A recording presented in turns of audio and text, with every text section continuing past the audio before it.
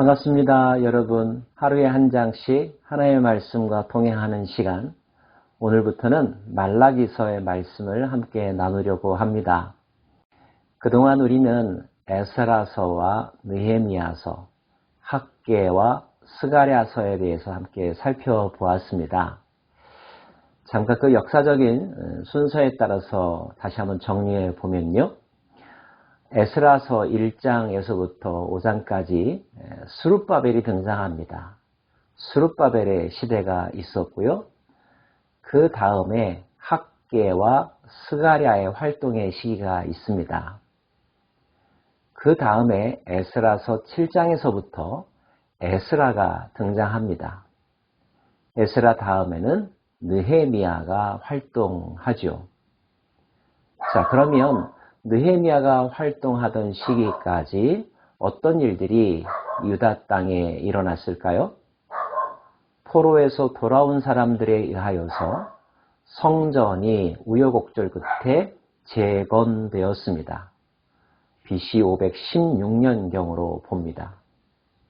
게다가 에스라와 느헤미야에 의하여서 말씀 교육, 율법이 재건되었고요.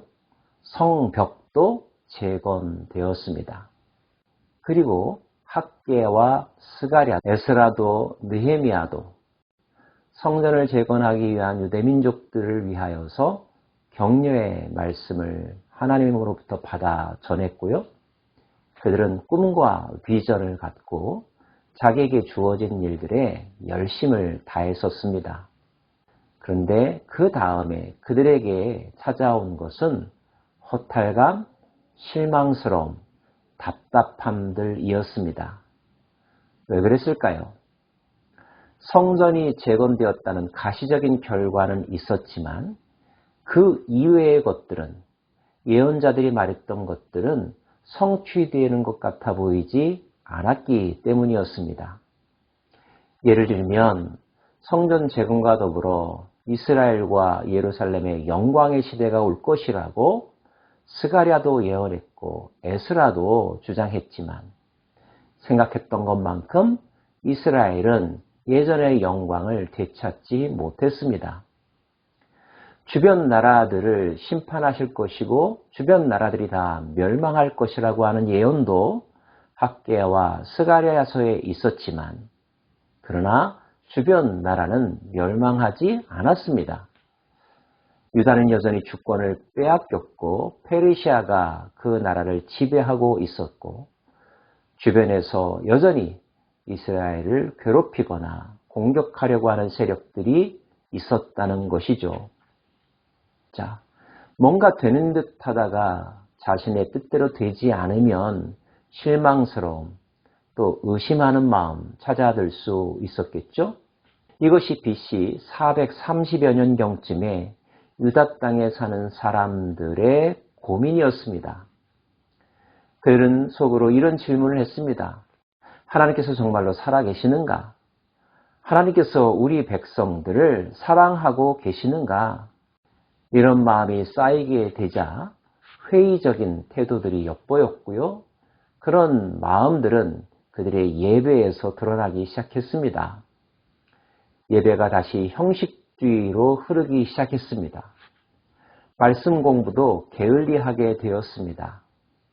철저하게 지키려고 했던 것은 어느 정도의 시간뿐이었고 그 이후에 그들은 다시 그들이 보았던 문화를 기억하면서 세상의 풍조를 따라서 마치 말씀을 모르는 사람들처럼 살아가기 시작했습니다.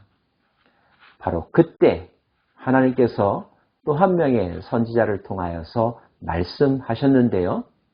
그 말씀의 기록이 바로 말라기서라는 사실, 배경으로 알고 계시면 좋겠습니다.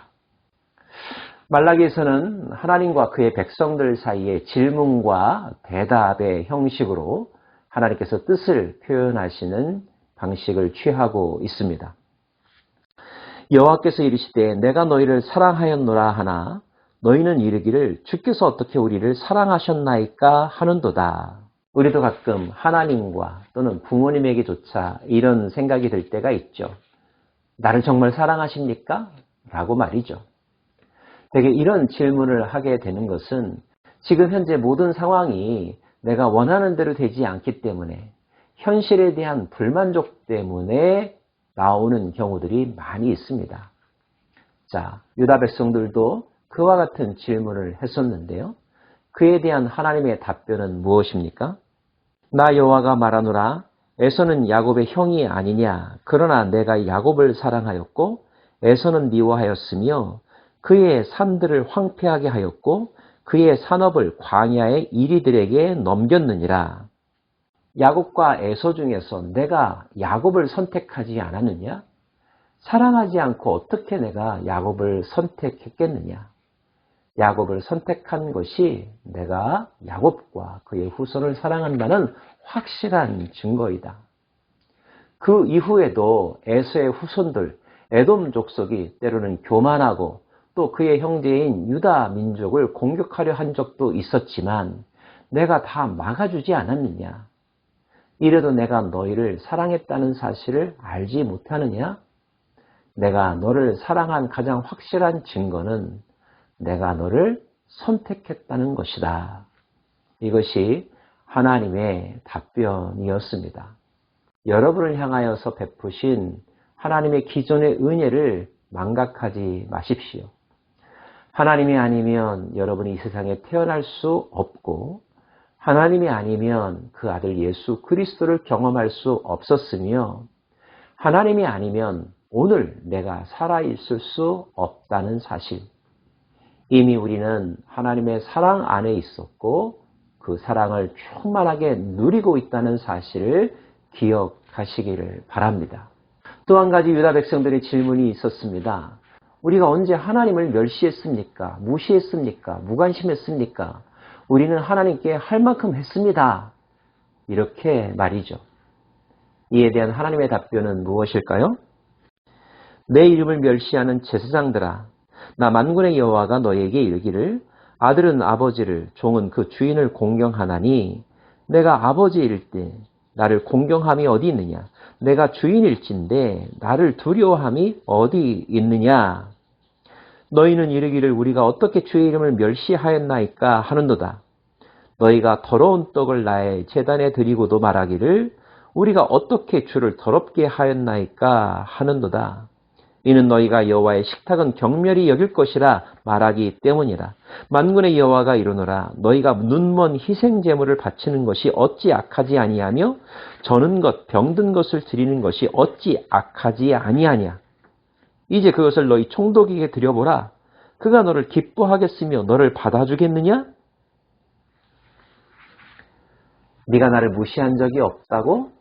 그렇다면 네가 어떻게 나한테 그런 행동을 할 수가 있느냐? 예를 들어서 예배를 보자. 너희가 나를 공경한다고 한다면 그 예배 때 그런 태도와 그런 예물과 그런 말들을 할 수가 있느냐? 만약에 그런 말을 다른 사람에게 해보아라. 너희를 지배하고 있는 페르시아 총독에게 해보아라. 그가 어떻게 반응하겠느냐? 사람도 그런 이야기를 들으면 기분 나빠할 터인데 하물며 너를 선택하고 이 민족을 여기까지 인도한 나 여호와 하나님에 대하여서 그런 태도와 그런 말과 그런 행동들을 하는 것이 하나님을 무시하는 것인 줄 알지 못하느냐? 혹시 이런 하나님의 답변에 마음이 찔리고 계시진 않습니까? 여러분 정말로 하나님만을 사랑하면서 살고 계십니까? 하나님만 믿으며 살고 계시는 분 맞습니까? 그렇다면 우리의 행동은 우리의 말에 합당합니까? 우리가 고백하는 믿음에 합당한 생각과 말과 행동을 하고 있느냐 하는 거죠. 형식이 중요한 것은 아니지만 형식 속에 내용이 담겨져 있죠. 형식이 막무가내이고 아무렇게나인데 어찌 말로만 마음으로만 하나님을 여전히 사랑한다고 말하겠습니까? 그렇게 말한다고 그 말이 설득력이 있겠습니까? 하나님은 당대의 제사장들을 책망하고 계십니다. 특별히 제사를 드린다는 것, 예배를 드리는 그 시간은 가장 집약적으로 하나님에게 집중하는 시간이 아니겠습니까? 근데 그 시간에 정성을 바치지 않는 이가 어찌 평소에 하나님에게 예의를 다한다고 할 수 있겠습니까? 하나님은 말은 그럴듯하게 하지만 너희들이 하는 행동은 나를 멸시하고 있고 나를 무시하고 있고 나를 하나님으로 여기고 있지 않다고 말씀하고 계십니다. 저는 이런 하나님의 서운함, 하나님의 분노가 당대 유다 사람들에게만 해당되는 것이 아니라 지금 이 시대에 우리들의 예배 가운데도 나타나고 있다는 점에서 너무 조심스럽고 두렵고 부끄러운 마음이 있습니다. 누구를 바라볼 것도 아닙니다. 우리 자신, 자기 자신을 돌아보면서 우리의 기준에서가 아니라 하나님의 기준에서 우리가 제대로 예배하고 있는지, 하나님을 사랑하고 하나님을 경외하고 있는지, 하나님의 기준으로 재점검하고 재평가하고 재수정해야 할 것입니다. 오늘 말씀을 통하여서 두 가지를 바로잡을 수 있기를 바랍니다. 하나님이 나를 잊어버렸다거나 하나님이 나를 사랑하지 않는다라고 하는 생각, 그 생각이 잘못이라는 것을 발견할 수 있기를 원하고요.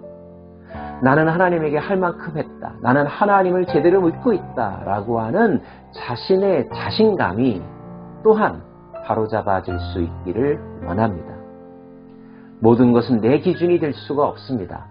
하나님의 기준에서 하나님이 나에게 어떻게 하셨는지 기억할 수 있기를 원하며 우리가 그 하나님에게 어떤 경외함을 드렸는지 다시 돌아볼 수 있기를 원합니다. 만약에 꿈과 비전이 성취되지 않았다면 그 이유는 하나님에게가 아니라 바로 나 자신, 우리들에게 문제와 원인이 있다는 것. 이것이 하나님께서 하시고자 하는 말씀입니다. 스스로를 돌아보는 시간 되기를 원합니다. 기도하겠습니다.